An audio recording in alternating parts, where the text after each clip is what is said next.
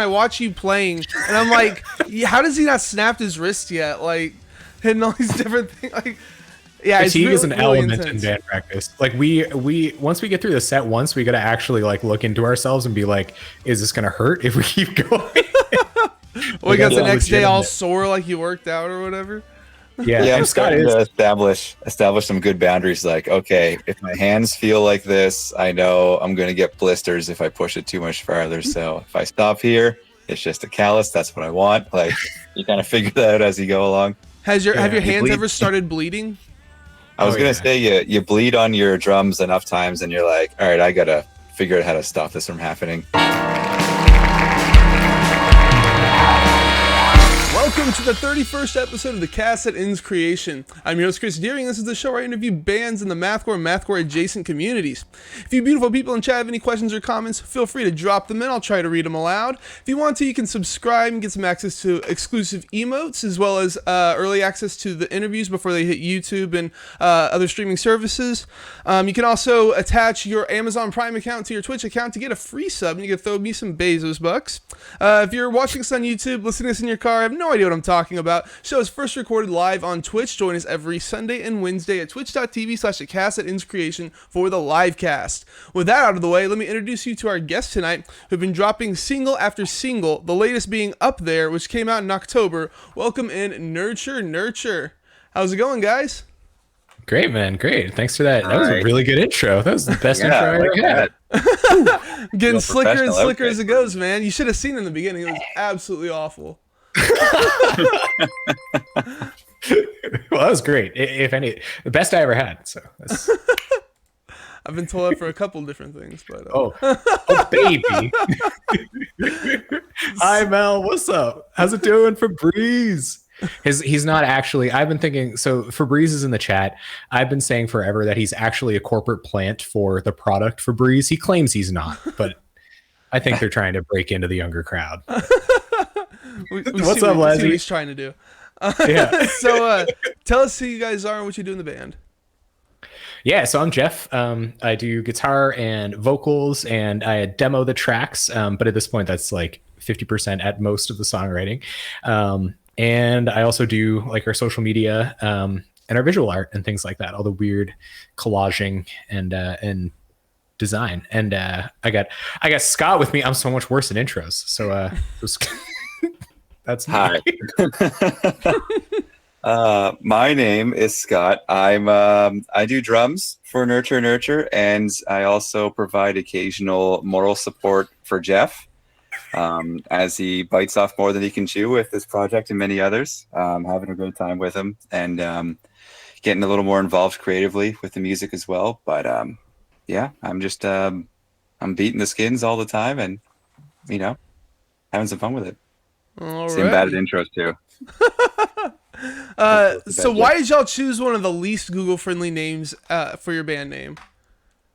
What is? One of the Why least, did we choose it? Yeah, one of the least Google friendly names for your band. Oh dang! I thought I we're googled good. Nurture, and y'all are like maybe the 10th one. I forgot what it was now, but y'all Dang, definitely it weren't Does at it the do that, top. like does it do that like autocorrect thing where it's like, did you mean nurture? And then like shows you different results entirely. Oh, that's weird. So if I no, it if I shows go a inco- bunch. if I go incognito, I still show up first. But I Oh, guess really? I had like Yeah. a bunch of charities and stuff like that popping up. yeah, man, Well, your that's good. algorithm's like you got to do more. I mean, So if someone's looking for the band and they stumble upon a charity by accident and end up donating, like that's not too bad, right? Feel pretty good with that. But yeah, no, the band name, it's an afterthought. Like I guess it usually is. It was conceived when I did the RPM challenge in 2019. The RPM challenge is happening in February. It's you write, record, produce 10 original songs in a single month. So I do that every year. That February, I was so proud of the work that I did that I was like, I'm not just going to put this up as a throwaway on the Jeff Cook Bandcamp page. So I came up with a band name because that's what you do when you're serious about something. And it doesn't add any prestige to it. But at the moment, I thought it would. And so it was like, it was basically me giving myself accountability for nurturing my music as a habit, as a hobby, eventually a career. And it was also like it had to do with like the nature nurture argument. So I've been focusing a lot on, self-improvement and kind of my emotional development. So a lot of the nurture parts of life as opposed to the nature parts of life. But I think I've swung back in the other direction now. And I for some reason, I stumble into, what is it called when you have alliteration? I stumble into alliteration while I'm naming things a lot. I'm getting a lot better at not doing that. But that's probably why it's 2 words with the same first letter, is because I just did that for a lot back then. So you believe that nurture is the more prominent factor rather than nature? No, I did back then. It was what I was focusing on more often, but now that I'm more of like a stoic, I would say that nature is probably the more important thing to worry about, if that makes sense. So that's like, you mean that like we're born thinking certain ways? No, not necessarily. But we are born within. It's like, no, that's very, very wrong.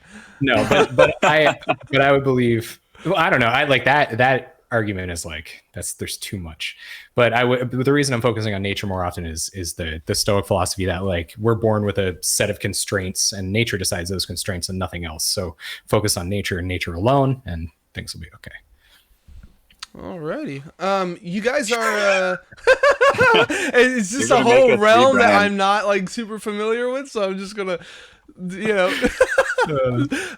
y'all are what'd you call it? A mental health activist math rock duo. So what's that mean exactly? What's your message? What are you doing to raise awareness for that? Yeah, so the math rock duo part, pretty easy. Our introductions should serve as an explanation enough for that. But I started calling ourselves mental health activists because at one point I had this like superiority complex that we were doing something that was more than advocacy. I feel like you can say, like, a lot of people use the word mental health advocacy in a really kind of like they call themselves mental health advocates so they can get away with not doing anything about it. And I know that that's really mean, but like, it's true. There are a lot of people who will just say, I'm raising awareness or whatever. And then they move on with their lives. But I call us activists because we're actually going after professionals, trying to get them, like for Heart and Panic is a song about panic attacks. We went and partnered with a real counseling agency in the city to give resources to our community to help them cope with panic attacks or cope with things that are similar to panic attacks. We have a support group in our Discord server where we meet once a month and we talk about something that is like actually impacting our community in real time. So we're just not out here singing songs about mental illness, because I will always do that necessarily. I have a generalized anxiety disorder. I'm medicated for it. All of my lyrics are going to look and sound like anxiety, but like, we're actually out here doing things for people and trying to connect people to resources and trying to change the mental health resource landscape actively. So that's why mental health activists, not anything else. That's why that label, That's interesting. What's like the biggest thing that y'all have done to impact that? Yeah, so probably the partnering with counselors so far, but I think beyond that, just like what's going on in our Discord server. So one of my favorite, I know that this isn't necessarily like the biggest impact because we have, well, I don't know if you can quantify it. We have helped a lot of people through grief, unfortunately. So there are a lot of losses in people's families and things like that. We've helped someone come out as non-binary to their family. We've helped people explore things within themselves and within their identities that they might not have otherwise been able to do if they weren't a part of the community. And that is the thing I'm proudest of, is that we gave those people a platform to find themselves in some way. So I think that is like some real stuff. But I think is that just like providing emotional support? Like, for instance, the person coming out, like you were just someone they could talk to, or were you like actively part of, telling their parents? No. So we weren't like singing a song again, your son's gay. No, absolutely. That would be so bad. It would be. I would not want to be that band. No, so it's basically like we have people who don't necessarily conform to like stereotypical gender norms and things like that. So they came along and helped this person understand what it's like to exist in the world and live in the world as a non-binary person, what it's like living in that world and coming out to someone. So basically like giving them the experience, like providing them a perspective that they probably wouldn't have otherwise had. Okay. That's some interesting stuff. So is this like something that you were talking about how you have anxiety and such. I assume this is something that's been affecting you like your entire life, or does it just like just like appear at some point? Yeah, it was apparent. Like if I look back, I can find it, but I think it was most obvious when I was struggling with alcoholism over the 2019-2020 period. That's what our song "Lonely Habits" is about. That's where the support group came from. Was because the landscape for quitting drinking now, if you are an addict or if you're addicted to anything, I feel like the landscape in the modern world is really catered to like different people, not us, not the digital era, not people in our generation. So I wanted to start a support group because that's what I found helpful when I quitted drinking and things like that. And quitting drinking had me turning inwards, and turning inwards inevitably had me find all this other kind of weird stuff. And I was like, wow, I really should help people with this. I'm singing about all these weird things that I'm going through. If they relate to that, then they should have help for it right next to the lyrics, hopefully. So, Scott, do you have like similar views, or what's your role in all this? Yeah, how to explain this. It was kind of something that really resonated with me. I've been in bands off and on for quite a few years, most of my adult life, in a lot of different projects, and I do love it just for the art sake, just as far as making music and getting satisfaction from it that way. But I always was kind of feeling like it's kind of like you can use it as a tool and there's more you could do with the music in a way. So I really resonated with the idea of not just making art for art's sake, but if you could also use that art to help in some way, help other people, while maintaining the integrity of the art is an important kind of caveat there. But I just really, I'm really into the idea of being able to kind of use something that you're already inclined towards and passionate about and, relatively proficient at, and actually kind of like putting a positive spin on that and helping people with it. So we talk about and support people in things that I can't necessarily relate to or empathize with, but it's really impactful and meaningful for me to be able to still relate, if not through my experience, at least through the art that we're creating. So yeah, I'm really into it that way, I guess. Well, it's awesome that y'all are like actually trying to affect some kind of change, and you're not just like singing about this happening. Like y'all are actually doing things for it. It's nice to see. Yeah, Ryan, man. Yeah, thanks. Scott like really reminds me of something. Like what he said means so much. Like this is how he can enact change through. He does it through music, something that he's good at, which is like this is what we have to do. I can't go and become a psychologist necessarily. I'm already good at music. I can start making a change as a musician. So I'm going to do that way. So that's really powerful, man. I'm glad you said that. So your Facebook was made in December 2019, but you released Nocturnal Panic in March of 2019. Why was there this big difference, or big time difference in whenever you started your social media? That's not the right way to say it, but you get what I'm saying. Sure. Yeah. So I didn't know that this was going to be a thing at first. So back when Nocturnal Panic came out, I was actually on a career path to become a professional Magic the Gathering streamer. Shit? What? Yeah. So I was the biggest Pauper MTG streamer on YouTube. I had 7,000 subs. I was collaborating with the Tolarian Community College professor. So I was like on that track, and I was like, there isn't a lot of. I was doing it as escapism. I don't think there's anything wrong with it. I think it's an awesome way to keep yourself engaged and to escape and to enjoy that. But I was looking at music out of the corner of my eye, and then I made Nocturnal Panic, and I'm here like playing Magic on my computer and like thinking about how awesome Nocturnal Panic was, and I was like, nah, I can't let that die. And so I went and started rehearsing the track, because I didn't think I would be able to play them and sing them at the same time, because they're really difficult songs. So I spent a good chunk of 2019, probably I think March to August, learning one song, learning Tactical Terry. So becoming proficient enough at guitar to play and sing one of the songs at the same time. And then at that point, I went out to Facebook to look for a drummer, not because I didn't know Scott could or might be interested in doing it. But I didn't ask him because he was married, and I was like, he probably doesn't want to hang out with a loser rocker like me. So I put a call out on Facebook, and thankfully Scott answered it at that time. So we started jamming, and we didn't want to go public until we had a plan, and until we were like polished enough to at least accept a gig, so that we didn't, if we were out there, we would have, and we ended up with, I think, like a six track set, one of which was a cover of FCP Remix by Fall of Troy. Okay. And so then we had our coming out as a band in early 2020 with the release of Nocturnal Panic on Spotify.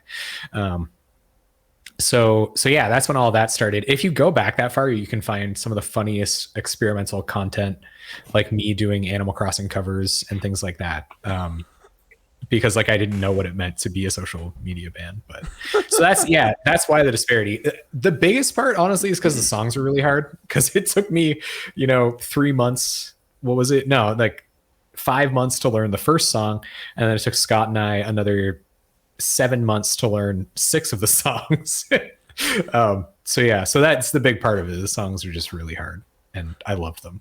So I want to go back for a second. You were a Magic the Gathering streamer. I'm a huge fan of Magic. Like, it's like a big chunk of my life. I actually got to go to the Pro Tour back in cons era. No doubt. Yeah, bro. Were you ever on camera? I probably watched your match. I watched every match. No. I was so bad, man. Like, okay. You were playing around that time, right? All right. Yeah. That's when I started. So cons. Okay, yeah. Well, I didn't know fetch lands were worth money though, which sucks. But yeah, in cons there was like the big Abzan deck and then the aggro Abzan deck, and I was kind of in the middle, so I wasn't like big enough to go over the top of the mono green stuff, but I was too low to the ground and I got messed up by all the Hornet Queens. But yeah, dude, like DC'd all the hell, yeah.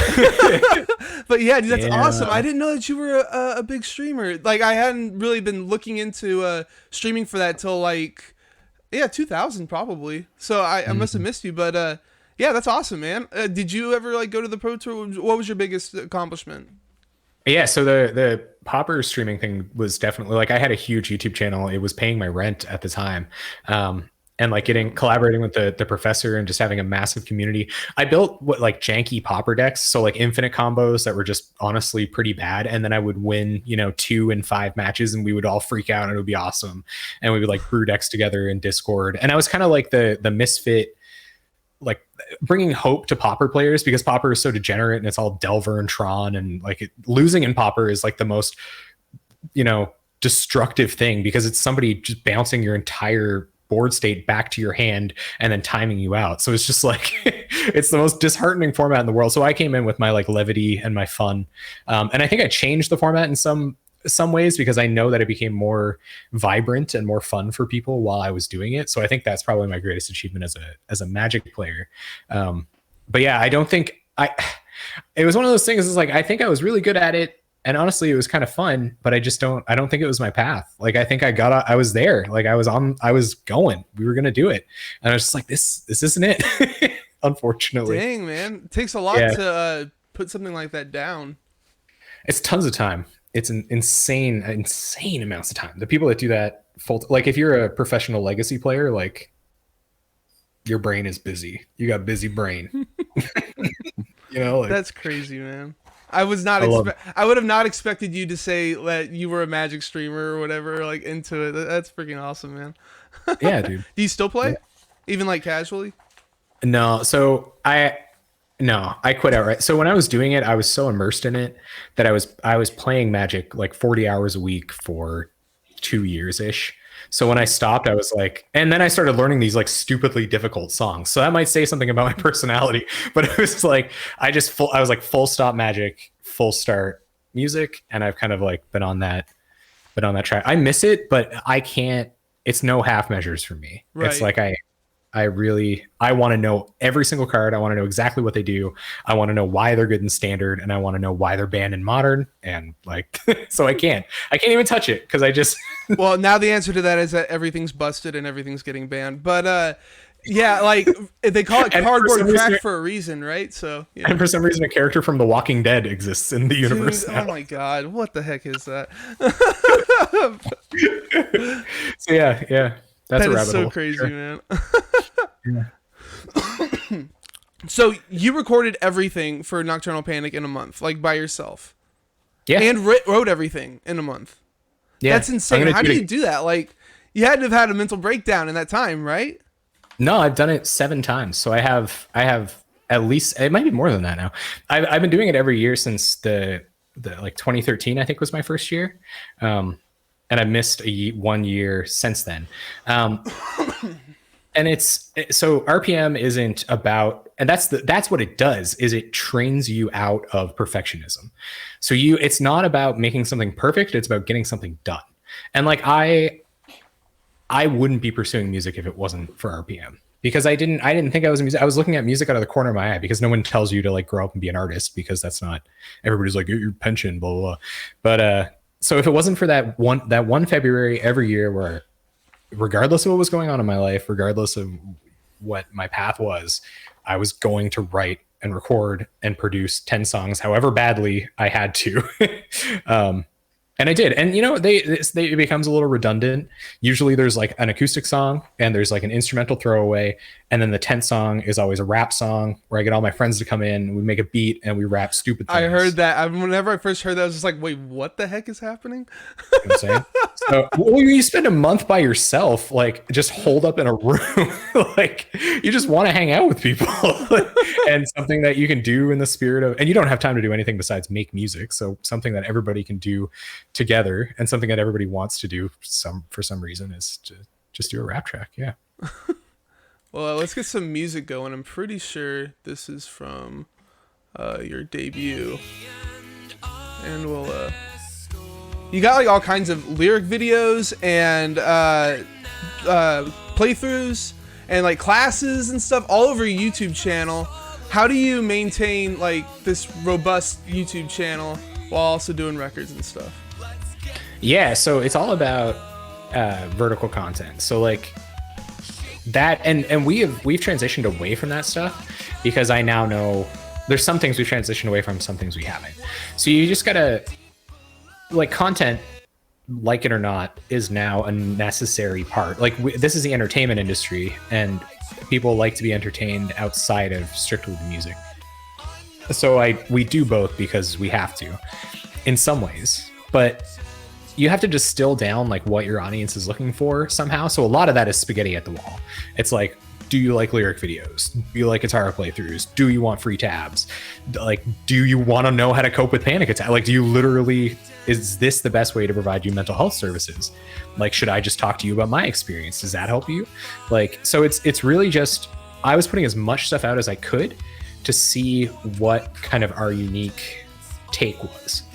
And I think what I found was that if you're in this niche, and I'm like a guitar player, you know, that people like to watch me play guitar, like you've got to have the guitar lesson, because people are gonna want to learn the track, so you got to have the guitar lesson. You got to have. Do you find that's the case? Do a lot of people like learn your music, learn your songs? Not a lot of people, but there are people that will. And okay. I know from being a fan of this kind of music that it would destroy me. If like I loved an artist and they didn't have a guitar tab for their track, then I'd be so sad. And then if they didn't have a playthrough of it for me to learn from, then like I might not listen to that track ever again. I might just get pissed. Be like, yeah, I want to learn it. It's so catchy. It's stuck in my head all the time. I can't learn how to play it. So I know, but I get that passionate about stuff, and I knew that it was possible that somebody might get that passionate about our stuff. And it just shows from the metrics as well that it's one of our best performing pieces of content. And that's why it'll never go away. And we do it live at our single release party. So the Friday when I go live, I will teach everyone how to play the song, and that's what becomes the content. So we sit together and we talk about the parts and the inspirations, and it is like a community thing, but it's also a lesson. So it serves a lot of purposes. That's what I was talking about earlier about the vertical thing. So we'll get back to it now. So once you find out what content is important, then you have to find out how to stack it on top of each other so that you don't burn out, so that you only do a few super important things that make a really big impact. And then eventually that just kind of becomes a machine, so that you know what you've got to do, you know what people want, and you can just put it where it's got to be. Yeah. Interesting. So that's how.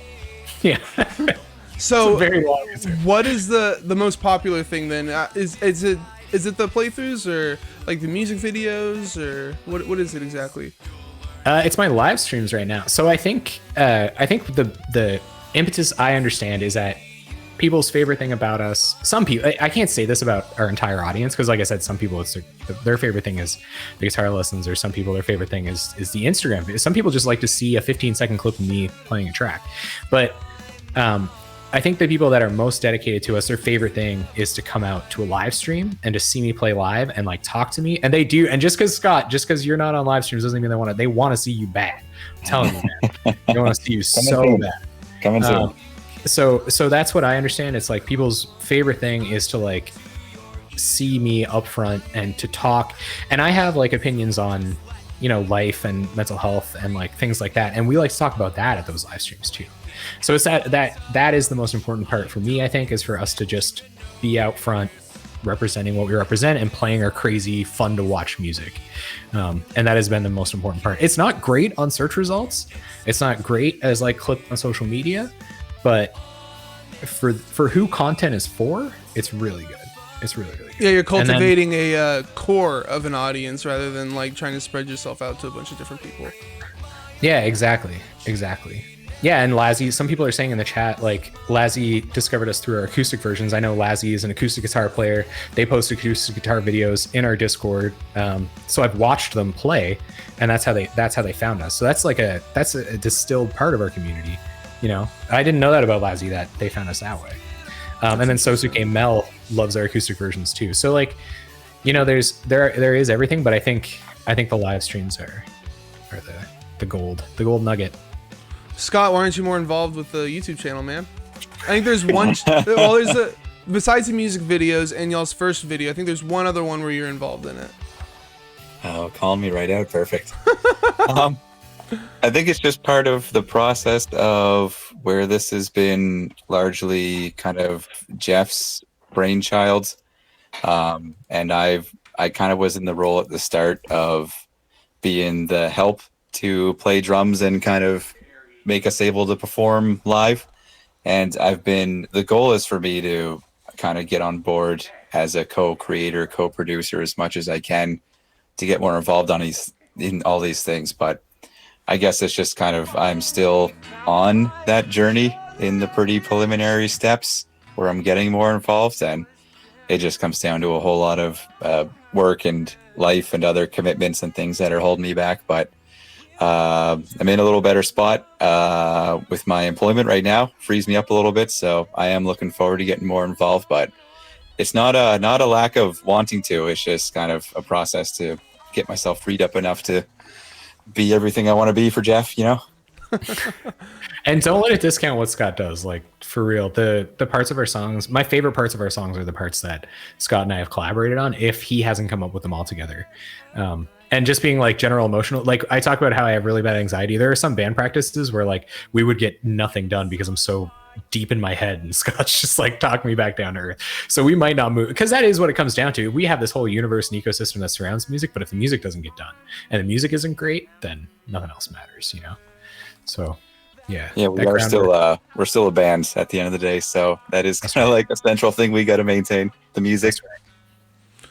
Yeah. So what I should mention the instrumentals too. We talked about this a little bit before we went live, but we give away all of our instrumentals and stems royalty free, and that creates kind of a whole other, it's like a dichotomy. There are people who we benefit in the community of creators in general who are super grateful and super supportive of us for that, who could like care less about all the other stuff that we do. Like, they stream our tracks on Spotify, they send people to our YouTube page, and they leave constructive comments and are like, you know, they're generally very supportive people. Some people some people have such high profile projects that they bring more people in than our YouTube videos on their own. So there's that whole other side of the community who could care less if we were live ever.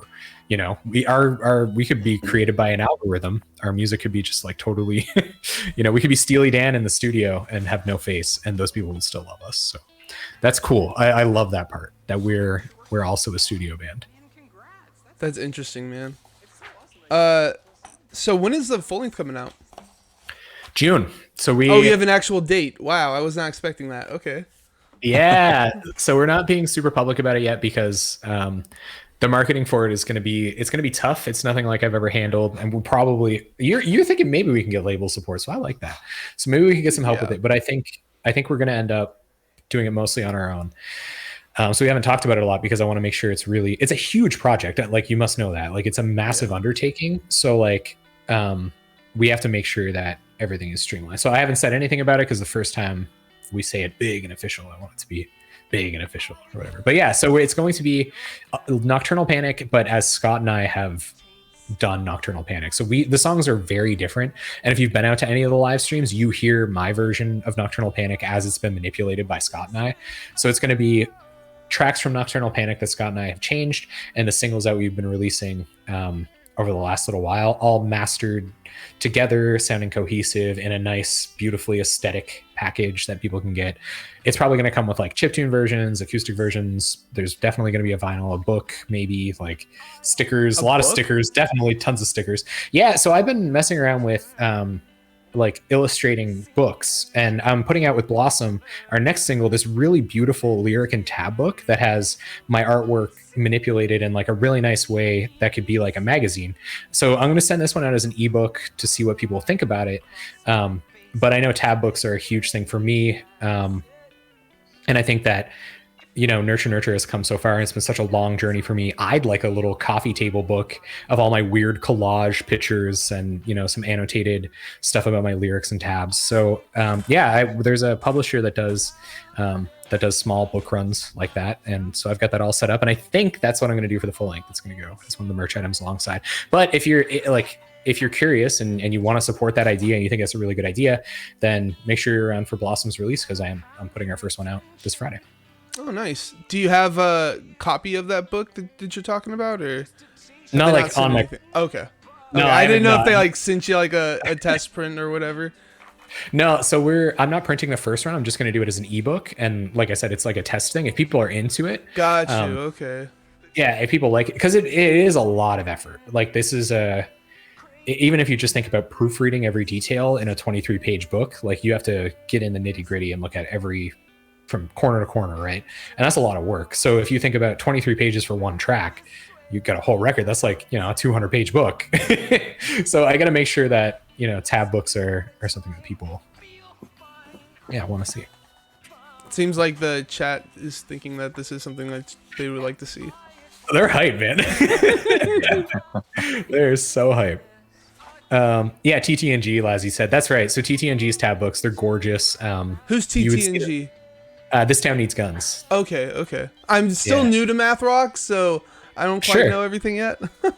Yeah, no doubt. Well, it's a lot of it. The mecca of math rock was like 8 years ago now or whatever. So so there's probably like a lot less buzz about the quintessential bands. It's probably more archival work you have to do, I guess. It's a little more grueling.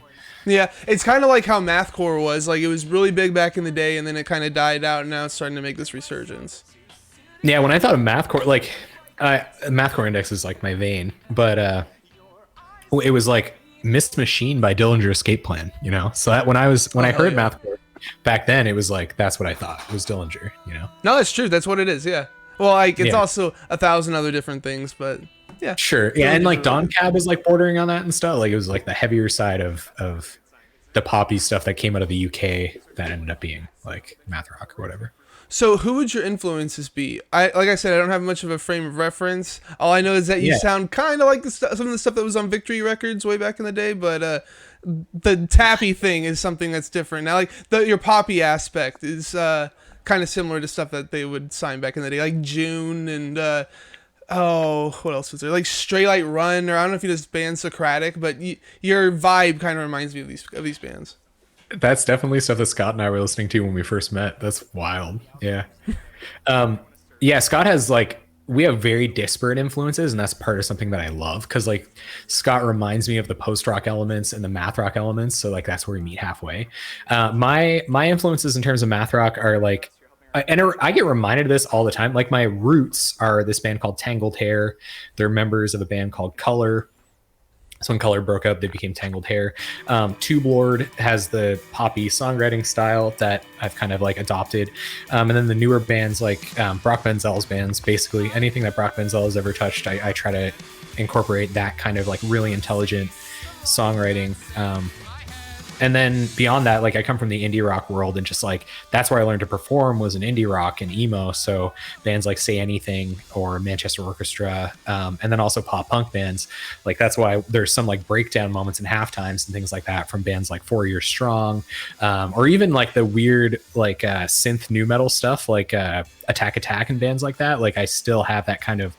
There's some moments in songs that just call. Yeah. There's some moments songs that just call for like a really hard halftime where you're just feeling the halftime, you know? Yeah, Color's amazing for Breeze, right? I wouldn't have guessed Attack Attack would have any kind of influence, like even, you know, a little bit on you guys. It's crazy. It's impossible for them not to. Like they were. So new metal became, I don't know what people called it back then. It probably got grouped in metalcore.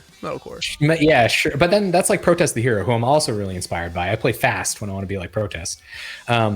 These guys were the ones that like pioneered the whole like sampling in it. They like took what Slipknot did and then like put more candy on it and just like took it in a completely different direction. And I think if you like, my songwriting has electronic elements in it. Like if you listen to my songwriting, my RPMs, there's a lot of layered vocal harmonies. And so the way I think melodically is like, it has a lot to do with what those guys did, because they were doing things that rock bands wouldn't do because they were manipulating it in the studio and then bringing it to the rock music world. So it'd be like those really, you know, sharp drop-offs of like there's a bunch of synths and noise and ear candy happening, and then it's like drop off crabcore breakdown, you know, like so like that kind of stuff is in my head for sure. And when I listen to those bands, it's impossible for me to kind of deny the fact that, you know, we can that we kind of sound like it. So yeah, so very varied. Tangled Hair is like deep in there. Tangled Hair, Say Anything, and Brock Benzel, I would say. Big three. Okay. I'm definitely writing. I remember Say Anything from back in high school. I remember people were really into that. I definitely need to check them out. It's Max Bemis. He's like a very controversial character, but I've never heard, and I listen to a lot of like theater music as well, and I don't know anyone that emotes the way that he does. There's no one with so much bile, like singing the kind of bitter, anxious garbage that I write. Like he is the master of that. So yeah, if I don't follow in those footsteps, I don't know which ones to. Kukuroka, thank you so much for the 100 biddies. Appreciate it. Rob, the infinite generosity. But yeah, Scott, you got to tell us about yours, because I know a lot of bands that you're inspired by, not even I listen to, which is rad.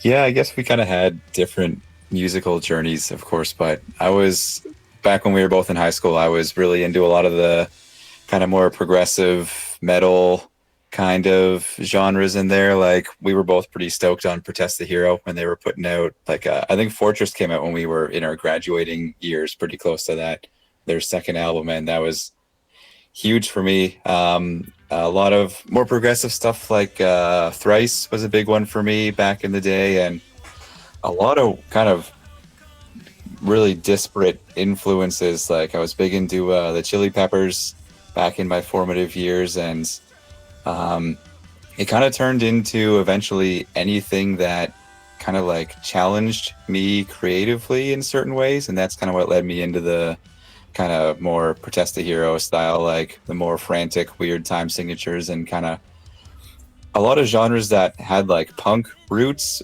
but kind of like the derivatives off of like modern punk. So I got into a lot of post-hardcore as well. That's on like Dance Gavin Dance and Thursday, and like you can kind of put Attack Attack in that category as well a little bit. Kind of when all like the scene kids got into metal, all those bands that came out of that, I was really big into those influences. And yeah, it kind of shows up in the music in kind of weird and wonderful ways. It's not like I'm intentionally trying to sound like any particular band. I like to think it's a bit more of like an organic kind of thing where you kind of like absorb all the stuff that you like and then you try and make your own version of it with your own spin on it. But it's not a really like intentional process, if that makes any sense. But yeah, just a lot of the progressive scene and post-hardcore, all that stuff was really big for me, and it shows up in some weird and wonderful ways in the music, I'm sure. Yeah, your drumming's actually very complicated. Like, it sounds like when I'm listening to it, it sounds kind of like I don't know. not like ridiculous, but then I watch you playing, and I'm like, how does he not snapped his wrist yet? Like, hitting all these different things. Like, yeah, fatigue it's is an really element intense. in band practice. Like we once we get through the set once, we got to actually like look into ourselves and be like, is this gonna hurt if we keep going? We got the that's next day all legitimate. sore like you worked out or whatever. Yeah, Yeah, I'm and Scott starting is. to establish some good boundaries. Like, okay, if my hands feel like this, I know I'm going to get blisters if I push it too much farther. So if I stop here, it's just a callus. That's what I want. Like, you kind of figure that out as you go along. Have your You hands bleed. ever started bleeding? I was Oh, gonna yeah. say you bleed on your drums enough times, and you're like, all right, I gotta figure out how to stop this from happening. That's dedication right there. Damn. Around our first gig, Scott, we had a friggin' slog of one where I remember both of us who were like losing skin, and it was, it was just stupid. I think that's only happened once. I don't want to move on from influences without talking about the Mars Volta though. When Scott and I first met, like 10 years ago, more than that I now. was gonna say, and I forgot about this. Yeah, are you? Yeah, You go on. You tell the story. Yeah, so when Scott and I met, I was playing in a pop punk band with friends from high school. Oh my god, that's so long ago now. So that was 2008, 2009 time, and so I was really into the Mars Volta, and Scott knew that. And so when we weren't recording pop punk with Scott's brother Adam, who is currently our producer, produces all of our tracks. He's with Undertone Studio. He's amazing, like a total institution. Like just gets the stuff done and gets it back. It's unbelievably efficient and good. Anyway, so Scott and Adam and I, that's where I learned polyrhythms, is because these guys are so into prog rock and stuff like that. They could just play time signature changes on command. So I would sit in with Scott and Adam, as a teenager, and we would say, let's play, 11/8 time. Let's play 3/4. Let's play 7/4. And I think part of that is what drove me to get better at those things, is because I was so far behind Adam and Scott at the time that I was like, wow, this is really cool. This is really hard to play. I love how jilting it is. And so I think that really did shoot me off. And I think the reason that they even wanted me in on that room was because we all kind of bonded over liking the Mars Volta. So I think the Mars Volta kind of has a very important bedrock that we might have glossed over. So we should definitely mention them. They're probably my favorite band. Like Deloused in the Comatorium will forever be a perfect record in my eyes. So I just can't. Yeah. I don't think I've really listened to him too much. I've heard the stuff that's on the radio, but I never really delved into their albums. It's one that I never really got a chance to do. Yeah, a Where lot of should I stuff probably start? wouldn't have made it onto a lot of different radio stations. I'd imagine a little pretty highbrow, some of the complicated stuff. But Oh, maybe I haven't then. I don't know. I kind of figured they were. I've heard their name a bunch. So I kind of figured they would be on the radio. Well, we're from effectively like the backwater part of Canada. So our radio station is the edgiest they get is AC/DC. So like, Dude, that's but pretty just- edgy, man. Like, come on. Sometimes you just are back in black, not as often as these radio stations are though. Like that's just probably it. Lazzy Russ in the chat says, so basically Nurture Nurture is a post-math rock band. Post-rock is like regular rock, but with electronic themes in them. Not really. So Scott brings in post-rock elements. Like we do have post-rock parts. So the end of Heart and Panic is full-on post-rock. I love post-rock music too. Those really cool galloping triplet things like that is going to happen in one of our singles coming up later. Like they do that, like the like one of those. That comes from the post-rock world, and that stuff's really cool. So I think Scott brings a post-rock element in, and then I do what I know from that genre that I like, and so those elements definitely exist. We're post-rock math rock. Instrumental exchange on Facebook now. Just you've heard of that group. But yeah, so yeah, I'd say it's hard to quantify, because I think we do try to keep like poppy elements in it as well. A lot of people have said we're really accessible for math rock. So Yeah, I mean, I would say that y'all have. I don't know what the exact genre would be. I guess pop punk isn't correct, but I'm not really sure. Well, how would you classify your music? You just call it math rock? I think genres are like not. Yeah, you're pretty close there. I think pretty close. It's kind of like pop punk math rock kind of mix. So whatever the catchy name is to blend those together, that's probably pretty close to being on the money. Yeah, math, MAFF. Technical pop punk. Yeah, it's quite the balance to strike too, because I do myself personally enjoy very challenging music, but I understand You got to kind of balance that with being at least a little bit accessible if you want to reach a wider audience. Again, not getting into like kind of compromising what you want to do and the art and all that. But I know my favorite kinds of more complicated music, they do still have that kind of release of the tension every so often in the songs. If it's just like 5 minutes of complete madness that has nothing you can kind of bob your head to, then I just get tired after a while, you know? We're Maybe on I'm the getting old, but we're on the it's math really, podcast. yeah. Yeah, I do really appreciate when a song has like the little, you know, you go do all the crazy stuff, but you give the listener a bit of time to breathe, at least for a couple seconds in the song, you know? So just striking that balance is important to me anyway, and I think that's where we let some of the more kind of pop punk elements into the music. We kind of use those as little kind of like breather moments sometimes. We all do have really catchy choruses and stuff too. What was it? The one up there. Well, I guess it's not really a chorus, but talking about there's no help coming from up there. Like we're actually playing it right now, but y'all say that a couple of times. I guess you call it a chorus, but yeah, choruses. I do have intentional choruses because like I try. We're supposed to be an interesting band, so our verses vary a lot. So I try to keep our choruses as samey as I can to like give people home. Blossom that's coming out on Friday is not like that at all. So you're gonna call me a liar when you hear that. It's like there's no sameness in it at all. But yeah, that like a lot of that material has definitive choruses because it comes from a time in my life where I was obsessed about that song by Adele that starts with that hello. So hello, it's two notes. You mean hello? Yeah, is that the song? it's da-da. It's 3 syllables, it's 2 notes, and you know what song it is just by hearing the notes. You don't even have to hear the syllables. So she introduces a hook of a song in 3 notes. 3 notes. And I was just obsessed with that. I was like, how? And it's at the very beginning of the song. So I was like, how can I wanted to be that potent. So I think that's why Up There and Lonely Habits and Heart and Panic and a lot of those songs have real choruses, and they have choruses that happen early because I was trying to I'll never know. I don't know. Trying to drive the hook home. Yeah, and establish it early. Establish it very early. So that's why I've included them. And then it's like Scott said, like Scott really does rein me in on if I try to get too crazy, if I'm like, this is too samey, like sometimes Scott will be like, it's not samey at all. You're crazy. I don't know what you mean. So yeah, that's why I think that's why those songs have choruses that sometimes happen like 3 times, and it's because of Hello by Adele. I think you found a really nice balance between like technical, somewhat inaccessible to like awesome choruses and, you know, real poppy aesthetic. Thanks, man. Yeah, thank you. So, okay. I couldn't find too many lyrics on your Bandcamp page. Why don't you put your lyrics up, man? Yeah, I should do that. You only got them for one single. I don't remember which one it was now. Probably Lonely Habits. Yes, yeah. it's that one.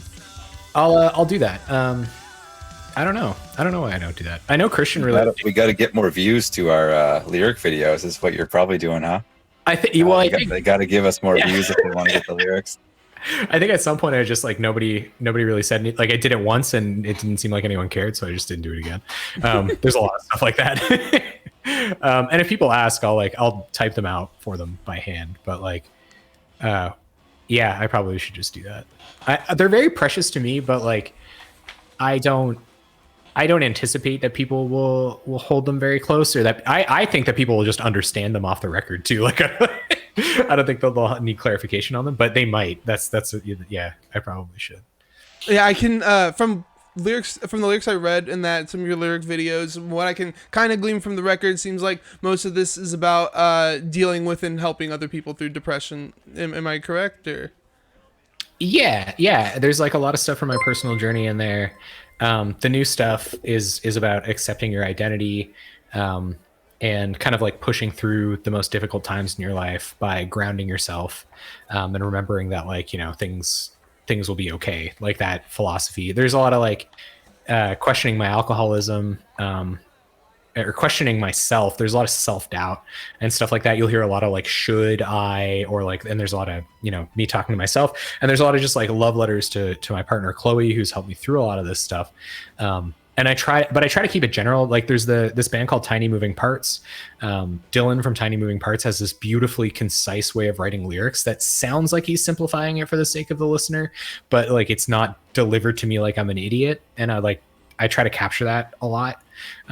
So even though Do you have I'm an singing example of that, or yeah, like Always Focused like is my favorite track by them. So I beat myself up when I let myself down. I think it was like I let myself down when I beat myself up is like one of the parts of it. Pleasant accidents, always worried. Pleasant accidents, forever focused. Like these really simple like pop punk lines. but they have a good imagery. Yeah. Like they're very simple, but they're very powerful. Like it's good literature. You know? Yeah, what I mean? I like that. I let myself down when I beat myself up, or whatever you just said. That one's really good. I really like that.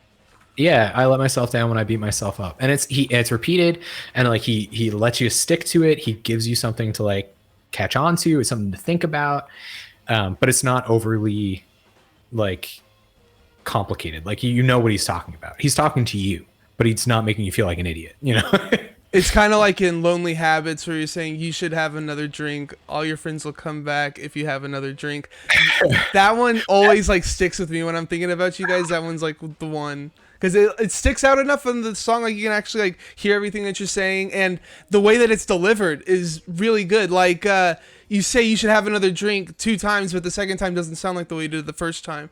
I don't know. It's interesting. Yeah, that song's really tough for me, man.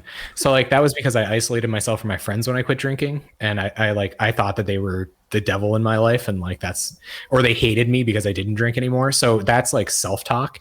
There is a little bile in it, like me talking to other people and being like condescending, and like I don't like that that's what it was, but mostly it's self-talk being like, go ahead, man, just have another drink and then everything will be okay again. That's what I thought it was, yeah. Yeah. And then the reason the second time it's like said a little bit differently is because it's like a reaffirmation of the fact that it's untrue. So the first time it's a joke to myself, and then the second time it's like, no, man, like this isn't a joke. You can't do it. If you do it again, then you'll fuck your life up. You know, like so that's why that part was like melodically different, and yeah. Dude, that's awesome, man. It's an important song for me for sure. That's really sick, dude. That's really beautiful, man. I like that a lot. Thanks, dude. So you guys make your own art. Oh, I'm sorry. What's up? Oh, sorry. I just want to say I don't want to like throw a wrench into the party at all, but I'm gonna probably drop out randomly sometime in the next 5-10 minutes just because of my battery and such. But I just want to say before I left, awkwardly, all of a sudden, Chris, it was great talking with you and meeting you, and hopefully I have more minutes than I think, but just didn't want to just disappear and there be a big question mark. But yeah, let's keep the train rolling, huh? Alrighty. So you guys do all your own art, right? Yeah, I do all of it. I started it. I'm gonna try to show your Facebook video of you making some art that you posted recently. I don't know if this is gonna work out well. Oh, that is really loud. It's Blossom too, so it's like Oh, this is the new single. Yeah, that's right. Or like a preview of it, I assume. Okay. Little teaser. Awesome. Well, so tell us what you're making here then. Yeah. So it started as like janky, like sea creatures, because Scott and I talked about like we wanted it to be kind of cutesy and we wanted it to be a certain color palette, like a coral color palette. So I started doing the artwork because it was a barrier to entry at that point. It was like you have to have artwork, right? That's all music is. It's like the music and it's the artwork. That's like that's the 2 must-haves. So I just started making it, and I didn't think I was good at. Oh, I got a gift sub. Oh, nice. Nice. Thank you, nice. An anonymous gifter. Yeah. That's a good name. So yeah, I did it out of necessity, and then I realized how bad I sucked at it, and so I started studying art history and like composition.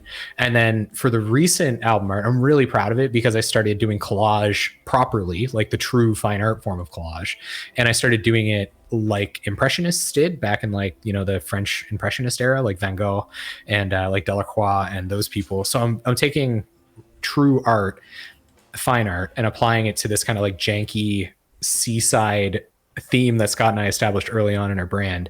And instead of doing like seahorses and stuff like that, which I still do for fun and I still will bring into our merch and things like that, now I'm doing like maritime scenes to bring it back to the fact that we're East Coast Canada, and here there's lighthouses and beehives and, you know, like green waters and stuff like that.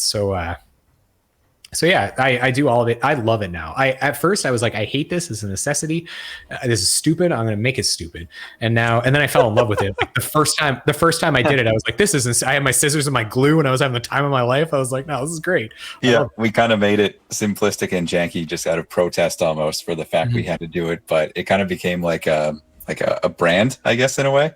And it's been interesting to see it kind of grow and change over time as Jeff kind of gets more involved in these highbrow artistic trends and the like. Honestly, I wasting think your it fits impressionist art on seahorses and such. I think it fits you guys really, really well. Like, that is the perfect imagery for you guys. Thank you. I feel like I'm ripping off Algernon Caldwaller all the time. I have no idea who that is. They're more emo. So we get called Midwest emo a lot. Because that is like one of the intersections of math rock and emo, which is kind of where we live. But they have like a collage, like a really janky, you know, construction paper glued to something album art, and they only ever released one album, and it was amazing. But that's the album art for it, is this like really crappy like collage. So I feel like I'm ripping them off all the time, and that's probably where the original idea to be like, you know, paper collage came from. But yeah. I think you did it really well, man. Thanks, dude. And y'all incorporate this into your music videos too, right?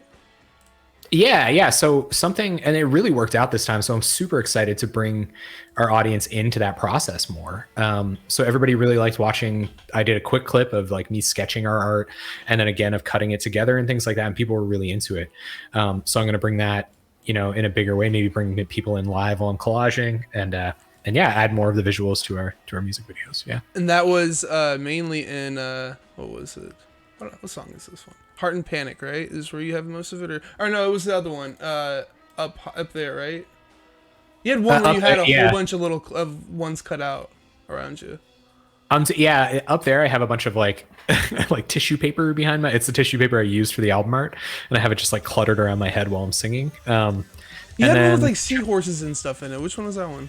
That was a lyric video. So yeah, we have 3 lyric videos, and all of them have really badly animated, like really seaside collage art. Yeah. And it was me experimenting. Like I was trying to find myself as like because you have to be a one-person media company to start your band now. You know, like I didn't have a choice. Like, what was I going to pay somebody to do this? Like how would I do that? You know? So yeah, so I did it, and I love it now. So it's awesome. I recommend everybody go find your little corner of the fine art world. I recommend you do your work and try to find like people of color though, because you're going to end up like me and just have like strictly, you know, white people from Germany from 200 years ago. And it's very hard to get out of that world. So get into the more interesting ones first. So you talk about how you're able to do one show. It's just one show so far, right? How did that go? Really good. Like how was the reception? Who'd you play with? We played with a couple of local bands. So there's a band called Dash Talk, and there's a band called Chic. They're both like I would say like kind of shoegazy bands. I guess like Dash Talk is a little more indie rock. Yeah, there's a really good turnout. We had like 40 people. We played at a Guatemalan food restaurant that is now defunct. It was run by a guy named Santos. He's like an angel to the music community. We basically, as rock bands, are not allowed to play anywhere in the city. So we play at a Guatemalan restaurant. It's so random. And no one could bob. Like there was one dude, and he works at a cafe here. So like I knew him personally, and the whole time I was watching him, and he was like the happiest person I've ever seen in my entire life. He was like, oh my god, they're doing tapping like in front of me, what? But everybody else in the audience, like we have filming of it, standing behind the audience, and you can see people like trying to bob their heads and just giving up. It's just like and they're like family and friends, so they're trying to be supportive. They're like, oh, people like it when we dance to their music, and you can't, and then you get to see them. Yeah, and then grandma falls on the floor. Yeah. Yeah, they're thinking like, how do I show that I'm into it? How do I be supportive? Okay, I gotta clap. I gotta bob my head. It's like I have no idea how to do either of those things to this music. That's awesome, man. Yeah, it was it was interesting. Yeah, there was a pretty big build up to it. Like since it was the first time we had to perform the songs in front of anybody but ourselves, and like Jeff was saying earlier, we were coming off of like half a year of workshopping the songs, and that wasn't just Jeff getting to a point where he could sing and play them live. It was also me kind of like reinterpreting and reimagining and changing up the like computer drums he had set up for the Nocturnal Panic songs. So there was a lot of kind of stuff that had to go into getting our full set ready to go. So it was a bit of a stressful build up to it, but we went in feeling pretty good with our stuff, and thankfully, yeah, the support was great, and yeah, it turned out really nice overall. That's awesome, guys. And it sucks that yeah, I guess you had other dates lined up, but then COVID hit, I'm assuming. We were just starting to get invited. I had applied to play all the festivals around here, but it's like we have like a really weird. I talked to a person in the press who's local recently, and I don't want to put the word like incestuous out in the universe, but like the Weird. little right, like Yeah, little, right. little, It's like, Out now. little cliques like throw music festivals and they keep it in the clique. You know what I mean? Like okay. they're like, we sound like you. It's good for us to do one big thing together once a year or so. So the really big tickets here are those festivals. So if you don't get in there, then you're playing bar shows. And we were getting invited to play those, but our main goal was to play those more efficient, like bigger gigs and get more eyeballs in less time, basically. Because I've been on that indie rock run, and Scott, like I know you've like been a road warrior, and like I don't know if you've also done it, Chris, but like when you're just playing to the bartender like so many times, like I'm never doing that again. It does suck. And I am grateful to be. I am so much better of a performer because of all those nights I spent doing that. And God, I love, Tristan out in St. John's and Gene and like Brad, like all you guys. Sure, I played a solo show to all of you. You were the solo audience member. And I got really good at playing live because of that, but it's not sustainable. It doesn't make any sense, Right. And like a lot of these places want you to sell tickets and stuff, and so you have to like spend money to go play essentially. For no one, right? Yeah. It does suck. It does suck. That's why I haven't played live as a Sound That Ends creation yet, because I don't want to drive all like 40 minutes to just go play for myself or whatever. Right. So. And it's kind of like an oxymoron, I guess, because like you have to build an audience somehow, and we don't. That's the ironic thing, is like we have a big audience globally. Like we have a lot of listeners in Mexico, and we have a lot of listeners in Europe. We have a very dedicated fan from Sweden, but like they're not going to show up at our show at the Guatemalan restaurant. So That's like true. right. So it's very weird. We have to try to leverage like a popularity in literal Guatemala to try to get people out at a Guatemalan restaurant. So it's like, it's strange. It's hard. The crowd consists of same people who bought candy bars, gift wrap, and frozen cookie dough from you earlier in life from Kukuroka. No one knows what you mean by that, but okay. Oh, yeah. As like you're a kid selling this stuff. Gotcha. Okay. Yeah, exactly. Exactly. No, it's your family members and stuff. Yeah. That's it, right? And I don't think it's bad. Like Scott and I could probably still benefit from those shows because we do still have to tighten up, right? But I was so afraid of doing it constantly. Oh, Scott just left. Yeah. Do you have to readjust OBS? Just a little bit, but it's all good. You keep on talking. All right. Yeah. Yeah. Sosuke. So Sosuke just said in the chat, like our audience is like a family, and it's totally true. Like we're disparate and we're from all kinds of different places. But we're really, really tight. Yeah. And Rob probably would show up. He's crazy like that, right? Rob probably would show up in St. John to like come see us play our little Guatemalan show, but we can't anymore because it's not a venue anymore. So yeah, we'll have to do all kinds of. God, I want to go to Seattle so bad. Talk about Magic the Gathering, Seattle. Yeah, so I really do have aspirations to be a live band. I don't think there's any other option, and I'm looking forward to it because we can. Like I've got the receipts, you know what I mean? Like I can play and sing these songs and I'm so ready to bring it to people. I think like Standards and Marcos and like Tiny Moving Parts and Origami Angel, and to some lesser degree, like Brock Menzel's bands who I look up to so much. I think the reason they're so ubiquitous is because they've done those things in front of people. And I think that's all we're missing, you know?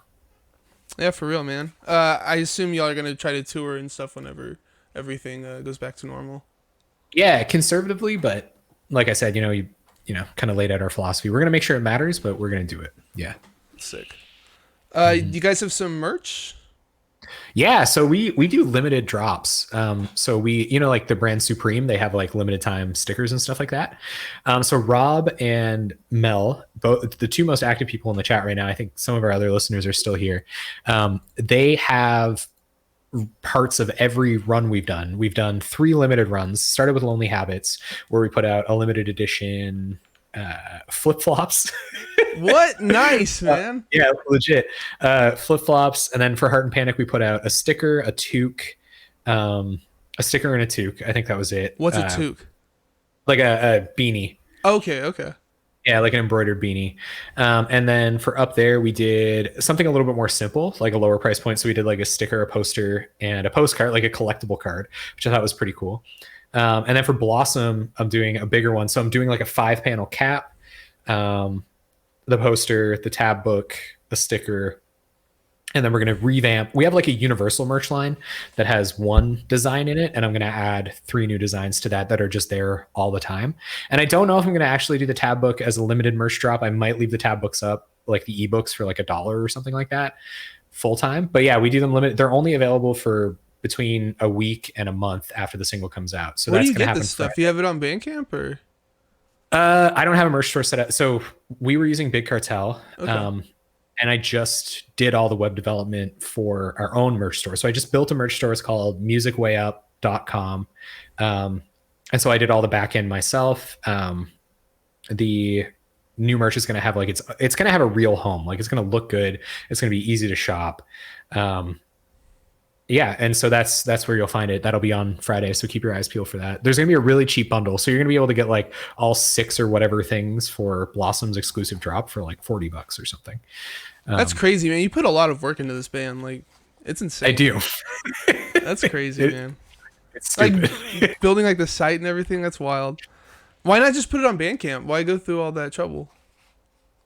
Tracking. So Bandcamp is a great site, and they will give you people's email addresses.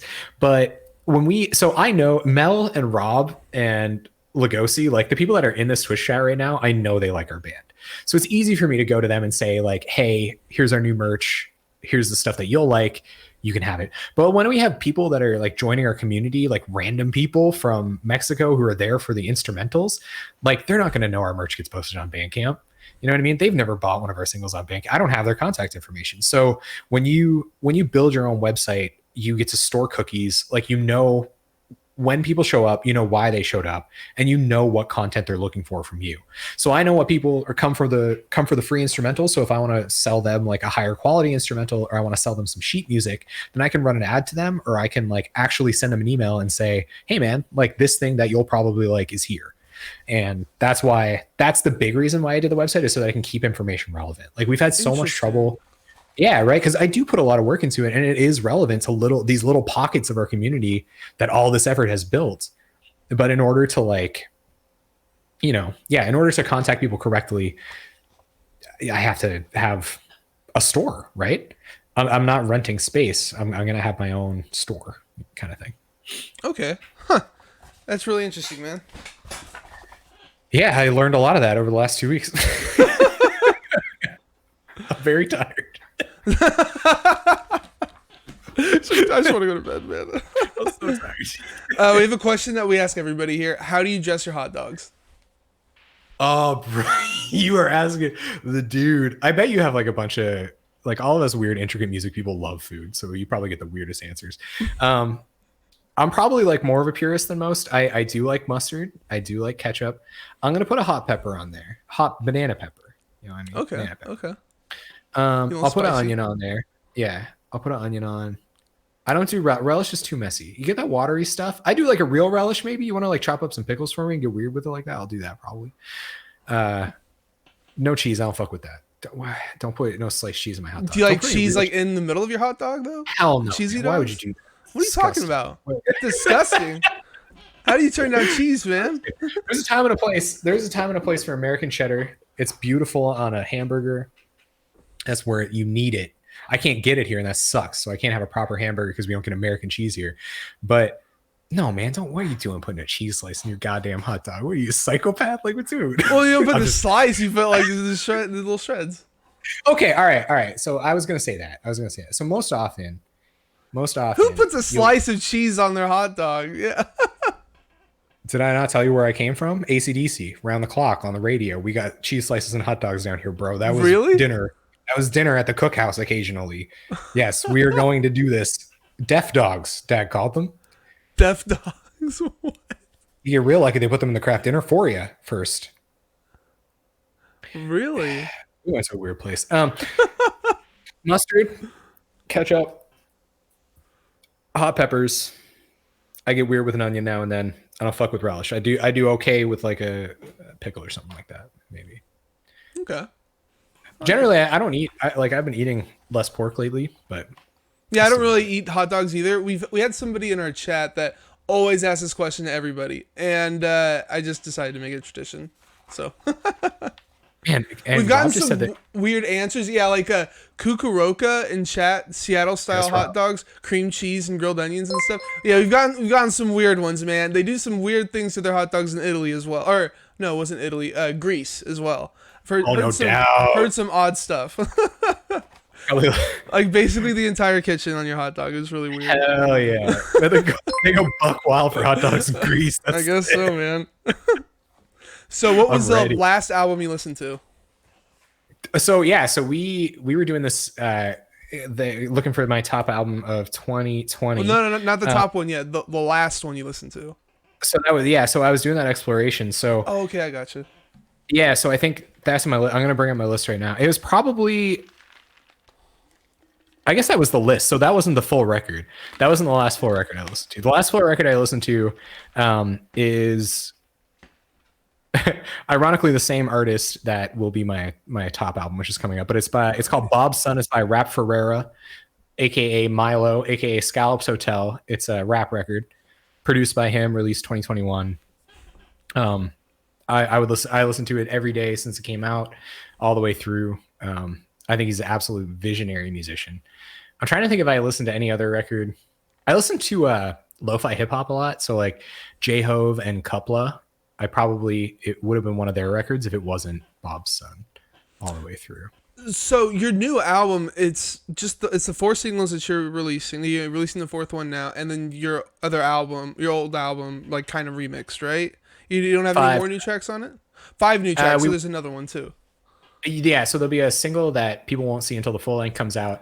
Is it rap? Nocturnal Panic. No, I wish, man. It's not? Come on, man. That would be in that. Yeah, that'll be on my solo stuff. I just dropped a 5-song solo EP. Did you really? So it's a split. Yeah, it's a split with my lo-fi alter ego. So if I do continue on that path, then there probably will be some kind of rap on it. But yeah, I hesitate to say though, like the Nocturnal Panic stuff is like a remix because it really is considerably different. Like it's not the same as what it was in 2019 at all. Like because Scott didn't play on that. That's like garbage program drums, and which I love and like are good in my opinion. But they really are like so much better. Like they're different monsters now. Okay, just like completely reworked in from like the ground up. Yeah, exactly. Yeah. All the vocal melodies are different. The guitar is played differently in a lot of it. Yeah. Okay. Why not just work those into like brand new songs then? Yeah, well, that's a good question, right? So we have different philosophies. The full length for us is playing the role of like people won't play ball with you unless you have an LP. So like I have Nocturnal Panic, but people consider that as like the first out of the gate, like a collection of demos, which in some ways it is. And Scott really wants to establish himself in the band and be on an LP. And I agree with him that like if we don't come out with an LP as a duo, then like we won't be able to play ball with a lot of the bigger bands. But if you were to ask me, like in this landscape, like I think EPs are probably better. I think if it was up to me, like we would leave the singles. We wouldn't collect them at all. Like we would leave these singles as they were, release the one that we've been working on recently as its own kind of thing, and then do 4 months in the studio, write 3 new tracks, put an EP out. But we came to the conclusion that like if we don't have an LP, if we don't have that first big me and Scott release together, then there are a lot of people who like won't, because even like you and I are talking in terms of album, right? Like we want to listen to the album, we want to listen to the LP. Like they don't have that for Scott and I yet. So that's what that's going to be. It's going to be that cement to build. Right. It's album of the year, right? Not like EP of the year or whatever. Exactly. And so Malachite was one of my favorite records in 2019. And I heard 4 out of the 5 fully fleshed out tracks when that record dropped officially, but I wasn't done listening to any of those songs by the time they got re-released on the full length. And I'm still like, I harbored no hate for that band. Like they sounded exactly like they did on the single releases, but that was still my most listened to record in 2019. So like, I think it's still good. Like, I think it's good to have them collected that way, but in the future, I think like between 3 and 5 songs is probably. See, I like that too. I like the shorter like releases. It gives you more chances to replay it and find all like the interesting stuff that's like hidden away, you know? Yeah, and I like the packaging part, so it lets me play around, do like merch drops, do designs, do like cool marketing things, like do, like everything that surrounds the art, and it kind of like lets you put it down and move away. Like I don't think like the idea of an album is antiquated by any means. Obviously, people still really like them, but I don't have any proof that it moves us forward. So like I don't understand why. You know what I mean? Yeah. It's like we do things we don't know why. Well, I think the reason is because most whatever you call them, publications don't really cover EPs. Like they'll only really push albums. So like I guess that's the reason why, just because the industry is trying to stay with that. When I mean, it kind of seems like we're moving towards like an EP and single kind of centric release structure, kind of like what like hip hop does. You see these people dropping singles all the time and not really dropping albums. I'm kind of surprised we haven't already gotten to that point yet, but I don't know.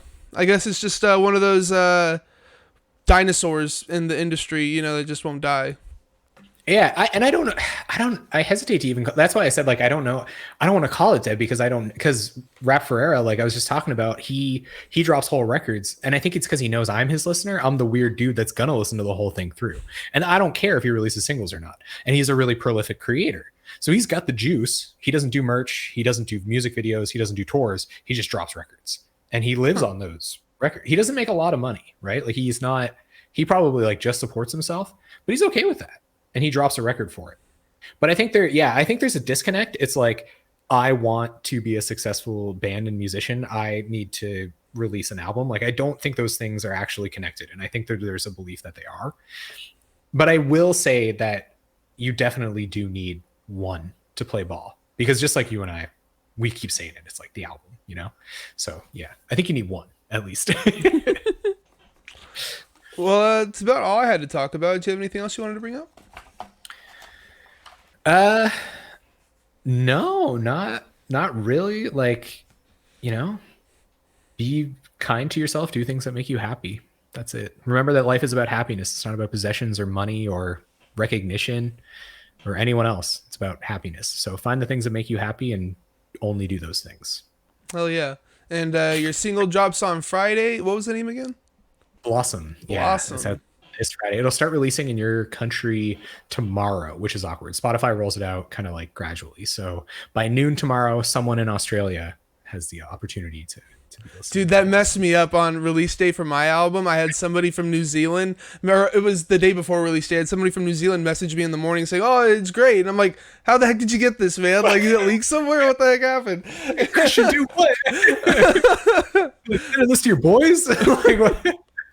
But yeah, so new single on Friday, and you got some merch coming soon. I assume all this information is going to be on Facebook coming up. That's right. I'm going to run an ad to you, so you don't even worry about it. You'll get it. The algorithm will not stand between us. You are going to hear about it. If you follow us, you interact with us. If you're here in the stream right now, you'll get it. Don't worry. So if you're in the mood for some feel-good twinkly math rock, check out Nurture Nurture. You guys are on Spotify, all the streaming sites, Bandcamp, Instagram, Facebook, Twitter. I assume Twitter anyways. I don't know if I tagged you or not. Yeah, we're on there. I don't use it that much, but like I'm the same way. I'm the same way. Any other social plugs? Instagram, YouTube, those are two big ones. Oh, the YouTube. I forgot to mention that one.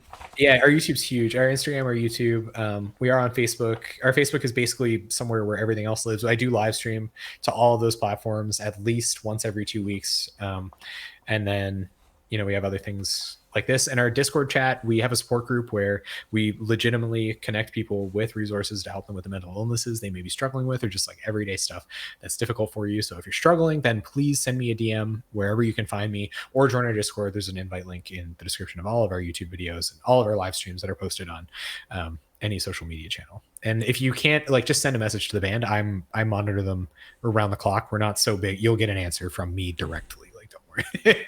So I will. And we Chad's can talk also about mentioning Reddit. You have a Reddit thread? Yeah. So Reddit has been really huge for us. Reddit Live was a really new thing. That's where Rob found us. That's where a few other people were first just interacting with us. We got 300,000 views on a Reddit stream once or something like that. I didn't even know Reddit streamed. That's crazy. Yeah, you can. Yeah, it's a pretty convoluted. Well, no, actually, they just released native desktop streaming, so you could set up a stream directly from whatever setup you use for OBS directly to Reddit now. Interesting. But back then I had to do I had to host a server and basically send that server out to all the different streaming platforms at once. But I don't think it's that hard anymore.